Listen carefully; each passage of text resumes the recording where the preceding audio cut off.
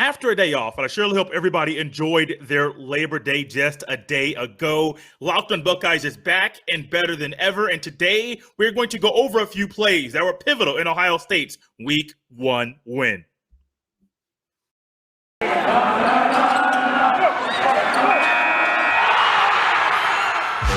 You are Locked On Buckeyes, your daily podcast on the Ohio State Buckeyes. Part of the Locked On Podcast Network. Your team every day.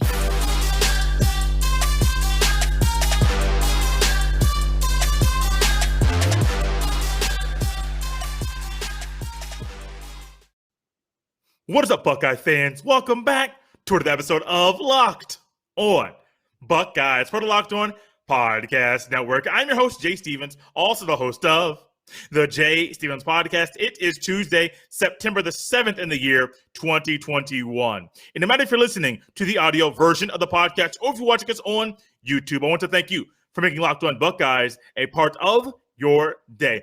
On today's episode, as you heard at the top of the show, we're going to go over a few plays that were pivotal in Ohio State's Week 1 win. Zach Harrison blows up an entire play. Cody Simon times up a play right. But the first play we're going to look at goes to the quarterback, the Big Ten freshman of the week, that is as well, Mr. C.J. Stroud, and how Ryan Day really helped Stroud in the second half make some decisions and call plays to help Stroud move right into the swing of things and move the ball right down the field. As we saw in the first half, a lot of you out there, including myself, saw the offense and thought, the offense can look a lot better than this.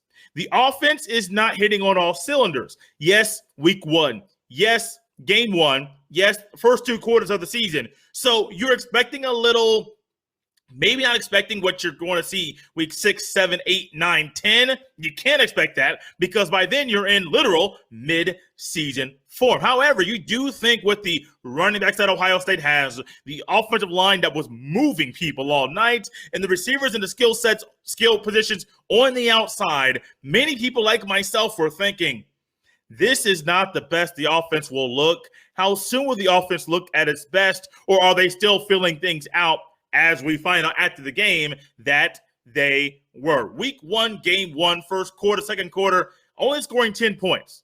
That was a different story in the second half, and it all started right here with this drive and the play at the end of said drive. Ohio State gets the ball at the beginning of the second half at their own 19-yard line, starting a drive, having to go 81 yards to score. You would think you're a newcomer, you're a quarterback, you would be intimidated by the length of the drive, the length between you and Pater. But C.J. Stroud knows who he is. He is known, and Ryan Day has stated, C.J. Stroud is always cool, calm, and collected. And it showed on this drive. From the read option run that he had on the very first play of that drive, to a run to Mayan Williams, to a swing pass to Chris Olave, you didn't see any fluster. You didn't see Stroud get flustered. You didn't see anything. You just saw, hey, give me the play. I do some pre-snap reading, post-snap verification, and we move this ball. A 5-yard run, a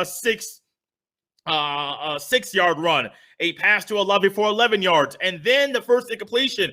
But that didn't slow anything down in C.J. Stroud's mind. The next 2 plays were a 15-yard run and a 6-yard run for Mayan Williams. Notice that was the third handoff run for Mayan Williams. And the offense is moving. The offense is moving the ball. By this point, they're on the other side of the 50-yard line, and C.J. Stroud gets a call from Ryan Day. Ryan Day says, this is the call. Little play action pass. We've kind of set them up for this, but in the first half, we were doing some things in the first half to set them up for this drive. And Ryan Day says, play action pass right now is the best call for you. And actually, at halftime, I was texting a listener of the podcast, actually, one of my friends, and I was saying, it would help C.J. Stroud ease into the swing of things, help him move the ball a whole lot further down the field and get a whole lot more comfortable playing the quarterback position. A play action pass, a little motion to manipulate the defense. And you know what we got on this play, this very play, the play that Chris Olave scored a touchdown on, that Joe Klatt said it took that play the route a little bit longer to develop. We got motion from Mitch Rossi, number 34, who's on the outside, the very outside by the sideline, off of the line of scrimmage, goes behind Chris Olave to move in, goes and gets to the right side of DeJuan Jones at right tackle in the tight end position off of the line. The snap comes to Stroud. Stroud play action fake to Mayan Williams, who was still in the game. He didn't come out of the game the entire drive. Play action fake to Mayan Williams, a handoff. This is the same type of handoff that we have seen handed to Mayan Williams the entire drive. 3 times previously. So you get a handoff to Mayan Williams. Both linebackers come up to the line. They take 2 steps. Now, 1 false step is bad. 2 is bad. You get 1 step forward as a linebacker, and then you don't have to move backwards based off what is there. There were 2 false steps there by the linebackers, and then you saw Olave, who was already going to be behind them anyway, kept going. The man guarding Olave came up as well because everybody's thinking Mayan Williams. They saw what he did in the first half with that long touchdown run. Will it happen again? He had already got him for 6 yards, for 15 yards, and then a 6-yard run. The 15 and the most recent 6-yard run were on back-to-back plays, the 2 previous plays before this play action pass here. So 1, you get manipulation by the defense in a motion by Mitch Rossi, the tight end, coming in. And then you get, what else do you get? You get a play action fake to Mayan Williams, who has already moved the ball himself down the field. C.J. Stroud drops back, fakes it to Williams. Easy money. And then Olave, with as smooth as he is, as always has been, and still amazes me with how smooth he is on the football field. Tight ropes that sideline, goes so fast that the DB doesn't try to tackle him because he can't. Touchdown. C.J. Stroud, one of the easiest ways to ease a quarterback into the game, especially a quarterback that is new, manipulating the defense. We saw that pre-snap via the motion by Mitch Rossi, number 34, and we saw post-snap a play-action fake to Mayan Williams, who had already been moving the ball himself. The defense bit on the fake. Olave got there. The rest is history. Let's stick around for very quickly. When we come back, we will go and talk about how Zach Harrison, defensive end Zach Harrison, blew an entire play up. But first, check this out. If this is your first time checking out Locked On Buckeyes, I want to say welcome. Or if it's your first time in a long time, I want to say welcome back. Locked On Buckeyes drops a fresh new episode for you every Monday through Friday. So no matter if you are an audio listener of the podcast on the Odyssey app, Apple Podcast, Google Podcast, Stitcher, or wherever you get your fine podcast, or if you watch us via YouTube searching Locked On Buckeyes, or if you go to WKYC.com. Make sure you subscribe on whenever you get so you don't miss a beat. If you're a YouTube listener or viewer, make sure you hit that bell so you get notified every time a new video is available. This is a time of year where people are trying to fill things out. People are trying to figure out what they have on offense, what they have on defense. In the kicking situation for Ohio State, when both kickers were inconsistent going into week 1 game against Minnesota, you're hoping that Ruggles, who is out there, who was the only kicker that made the trip, he makes the kick that he makes, or that he kicks the only field goal that he took in the entire game, and he made it. I am sure that is a lot of confidence for him going forward. But you know a little bit about some players that you have on your team and how well they may play. At the same time, you also know some of those players, they may not play up to their standard. Some of those players might not be the guy that you think, and some of them might play a whole lot better.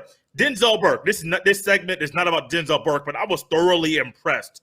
And I went back and watched the tape and the game. Thoroughly impressed with how Denzel Burke played, starting his very first game as a true freshman in week 1 of the season.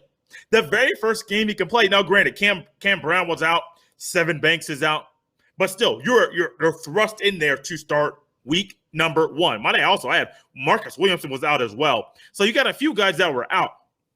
And Denzel Burke came in, true freshman, played. Well, yeah, he got a pass interference call, Probably should have been some more, but it's week 1, not just for the players, but also for the refs.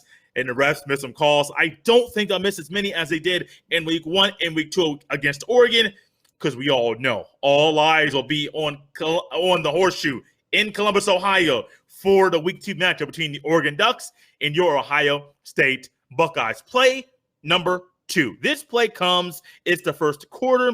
It is 6:47 left in that quarter. This is first and 10. We all have known, we all have seen, we all know going into the game, Mohamed Ibrahim, who unfortunately has been ruled out for the rest of the season with a lower leg injury. We all knew what he would be or how good he could be. We all saw throughout the game. That boy good. That boy really good. Well, Mohamed Ibrahim got a lot of the attention. And on this particular play that I decided to pick out here for everyone to go through, I was curious. When I watched this, I said, wait. I said, who blew this play up? Who in the world blew this play up? Was it Teron Vincent, who was the three-shade? Teron Vincent was a 3-shade D tackle. Was it Antoine Jackson was the nose tackle on the opposite end? Who blew this play up? Well, when it comes down to it, the defensive end on the front side blew the play up, did not get the tackle. But he is the reason that on the backside at the end, Antoine Jackson and Tyreek Smith come in to combine to get the tackle on Mohamed Ibrahim. This play here, at the beginning of the play, you get the backside, you get the tight end who is on the other side of the field, the other side of the opposite way that the play is going on the left side. Excuse me, let me get my left and right together. On the left side of the line, you get the tight end who is offset on the line of scrimmage. You got Zach Harrison, who's on, if you're looking at the offensive line, looking at the defensive line from Ohio State from the front, you're going to have Zach Harrison on your right. Teron Vincent is the D tackle inside of Harrison. Jackson is on the left side of the offensive line of the Minnesota Golden Gophers, and Tyreek Smith is now the strong side on the left side of the Gophers offensive line. The ball is snapped. The tight end on the left side goes and pulls around. You get a backside pulling guard. You get the tight end pulling around as well. So 2 guys are pulling around. The tight end in this play, in this case, does act like the lead blocker or the fullback, but he is a lead blocker on this play. Tanner Morgan hands the ball off to Mohamed Ibrahim, and all eyes are fixated on Ibrahim because we know what he can do. Now looking back, we saw what he did do while he was on the field until he had that injury in the fourth quarter of this game. And so I'm curious, do the linebackers bite? Do the linebackers read it quickly? Are they a half second slow on their read? Zach Harrison as a tackle, the right tackle, right guard, the center, all 3 of them with the backside guard pulling around, all 3 of the guys on the front side that are pulling on this play, center, right guard, right tackle, they all have to block down. What do we find on the backside of this? Tyreek Smith and Antoine Jackson read this perfectly, and instead of letting the offensive line push them opposite way of the play, they fight against it. Jackson slides, literally perpendicular to the line of scrimmage, slides down the line of scrimmage. Tyreek Smith slides down as well. So as Harrison, who reads, right hand goes on the right tackle who is going down, stays perpendicular to the line of scrimmage, he sees the backside guard, and instead of going half shoulder, dipping his shoulder down, or kind of backing into him, which would be really poor technique, takes him in head on. And when he pushes him, when the collision is made 2 yards deep in the backfield, it derails the tight end who is pulling around to be successful and to get around to be the lead blocker that he needs to be. So what do you find here? You find that Zach Harrison, when he meets, yes, he met the backside pulling guard in the backfield. When he does that, you literally see on the film the tight end's hands go up. If you're watching on YouTube, you see kind of like a surrender motion, but your hands are not all the way up, kind of hands at shoulder length, like I surrender. That's what the tight end did. The tight end does eventually get around to Roger Mitchell, is the man that the linebacker blocks. What happens next? You get Jackson and Smith that come down the line. Like I mentioned earlier, they're sliding down the line, and they're coming down the line. They meet Ibrahim in the hole, Jackson does, and then Smith comes around to clean it up.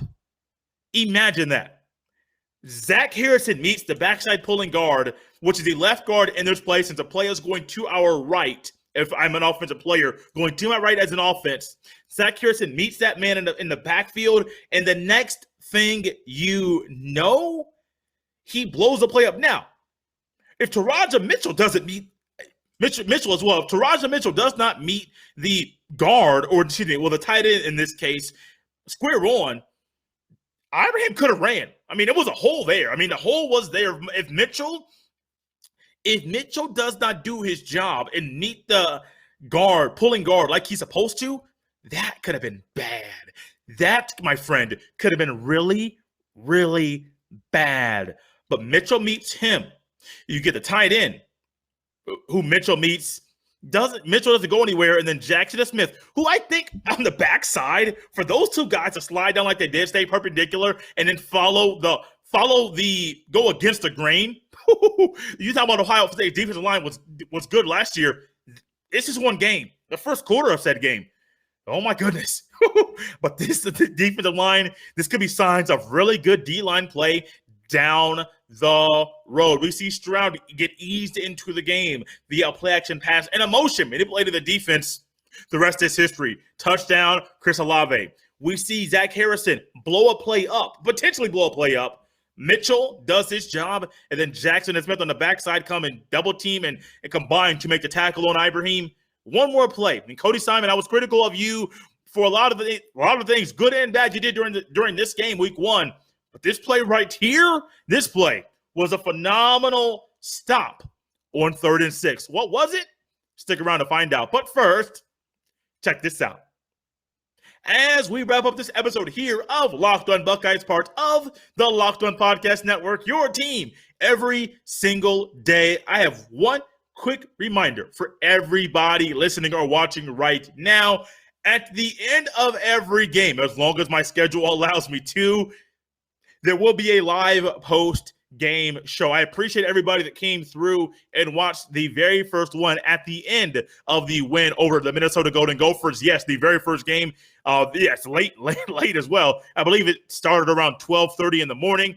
Jeff Hunt from the Off the Ball Network joined me for that one. There will not always be a guest for the live post-game show, but the week one game there was. Go back, check it out. If you didn't catch the post-game show, post-game pod, go back and check that out. Get some instant analysis, instant reaction to the Ohio State win. It's also on the YouTube as well.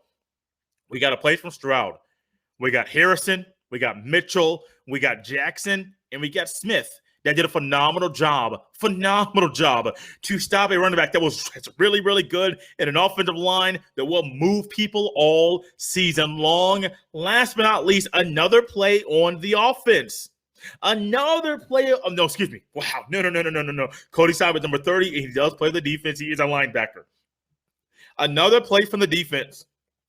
This one, 3rd and 6. This is a play that I do believe, when I look back at it, Cody Simon showed, I'm not going to really set up a lot. 3rd and 6, I believe this is in the second quarter. And I'm not going to go through a lot of the whole entire player-by-player explanation about what happened. But all I will say is this. Cody Simon showed a blitz twice.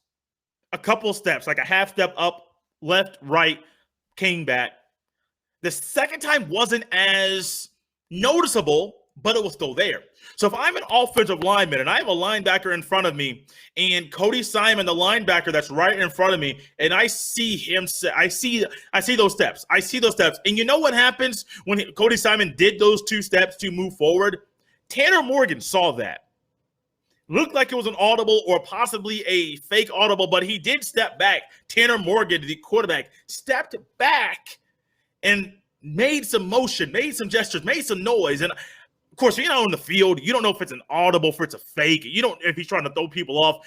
You're not sure what exactly it is, or maybe he just may be calling out saying, watch 30, or whatever it is. Because, if you do something and then you step back, it may cause a person that might be blitzing to not blitz due to hesitation or it being a complete fake. You're not sure what it is, but Tanner Morgan at this time, he saw Simon, and he's like, curious about what might happen on this play, so I got to make some checks, or I got to talk to my guys really quickly before running said play. Like I said, 3rd and 6. And at this time, yes, I know it's second quarter. 36 seconds left in the first half. Second quarter, 3rd and 6. Basically, you get done with this, you're going off the field. Basically, I mean, the half is over. So Cody Simon shows blitz once, comes back. Shows blitz a second time, comes back. And what do we find at this play? You have the running back that goes out to the left. You have a tight end who's at the end of the line, offset off the line, who goes out as well. The linebacker on that side goes out with him. So it comes out to be there's enough offensive linemen to block enough, but you're missing one offensive lineman. The right defensive end gets to the right tackle. The defensive tackle on that side is on the right guard. You have the defensive end on that side gets a left tackle. You have the left guard and the center. They both emerge on the nose tackle. There is 2 guys behind. There's 2 linebackers on this play. One linebacker goes on the outside of goes toward the left side of the offensive line of the Gophers. Said linebacker gets picked up by the left guard. That leaves Cody Simon, the man that showed blitz earlier in this play, to just sit back and stay there. But Cody Simon didn't show blitz at the beginning of the play. Wait a second. Figure out where the hole is on the defense. Shoot through that gap very quickly, and he sacks Tanner Morgan. I was critical of